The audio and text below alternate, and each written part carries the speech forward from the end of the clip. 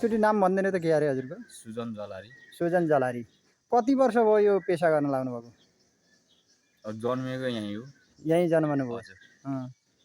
अनि यही पानीमा खेल्दा खेल्दै यही पेसा गर्न थालियो?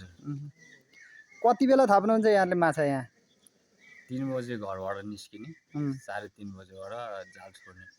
बिहान? बिहान चाहिँ 4 बजे घरबाट निस्किने, 4:30 बजे झिक्ने। 3:30 बजे घरबाट निक्लने? हजुर। 4:30 बजे 1 घन्टा मात्रै हो?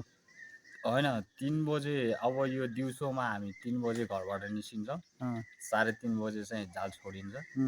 अब यो बर्खाको बेलामा चाहिँ हावाहुरी लाउने भएर बेलुका कतिन्जेलसम्म थाप्ने त्यो चाहिँ टाइम हुँदैन, जतिखेरसम्म नि थाप्न पाए।